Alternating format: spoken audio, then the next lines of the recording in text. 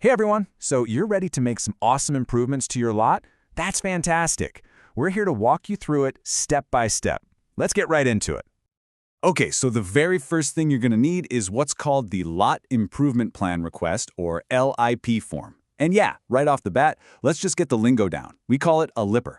Think of this form as your golden ticket, really. It's the essential first step to getting your project off the ground and officially approved. The form itself is pretty straightforward, broken down into a few main parts. So, part 1, this is all about the basics, who you are and what your project is all about. Now, for this section, accuracy is absolutely key. I mean, really take a second here. Put in today's date, your specific lot number, your full name, make sure it matches your title, and of course, the best email and phone number to get a hold of you. You know, good communication starts with good info, so it's worth double-checking. Next up, you'll see spots for your project dates. Just give us your best guess on when you'd like to start and when you think you'll be done. This just helps the committee get a sense of the timeline. And this is super important. Fill in all the details for your main contractor and any subcontractors you're using. Getting all that info up front just makes sure the entire team is on the same page from day one. No surprises. All right, let's move on to part 2. Now this is where the fun really begins. This is where you get to tell us all about your vision for the project. Okay, so this section is your time to shine. The key here is detail, detail, detail. Don't hold back. Tell us exactly what you're planning. Are you building a beautiful new casita? Putting up a privacy wall? Maybe completely redoing your landscape? The more info you can give us here, the easier it is for the Architectural and Landscape Committee to see your vision. And honestly, that can make the approval process go so much faster. And that brings us right to the next piece of the puzzle. Part 3 is a checklist. Just think of it as your guide to making sure you have all the supporting documents you need. It's basically the recipe for a perfect, complete application. Whoa, okay, I know what you're thinking. That looks like a long list, but don't let it intimidate you. Seriously, you only need to provide the documents that actually apply to your project. So, for instance, if you're just doing some landscaping, you're not going to need architectural plans, right? But if you're building a structure, then yeah, you'll for sure need things like the lot layout, those elevation drawings, and definitely your contractor's license and insurance. Just go through the list, check off what you need, and gather them up. So, as you're putting those plans together, you might start wondering, hey, what's the maximum height for that shade structure? Or, wait, how far back from the property line does this fire pit need to be?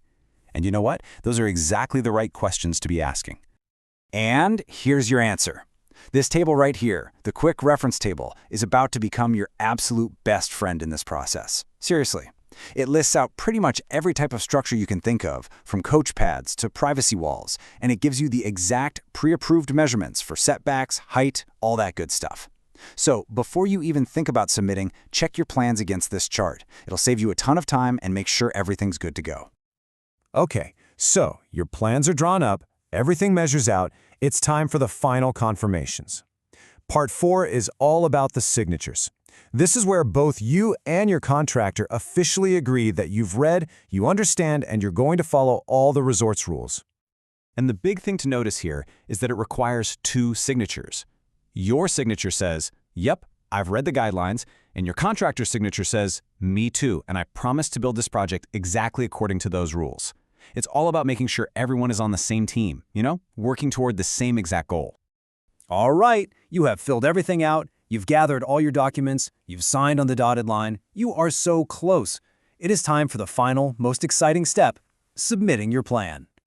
And look, it's as easy as 1, 2, 3. First, give that LIPR form one final look over. Make sure it's perfect. Second, scan and attach all those required documents from the checklist. And third, pop open a new email and send that whole package right over to Owner Services. So, where are you sending it? You're going to email that completed packet to ownerservices@lvmresorts.com. I'll say that again, ownerservices@lvmresorts.com. Now, if at any point, literally any point in this process, you have questions, just pick up the phone and call Owner Services. Their number is 702-897-9300. They are there to help you out. And that's it. You're officially on your way. So what amazing improvement are you going to bring to life first?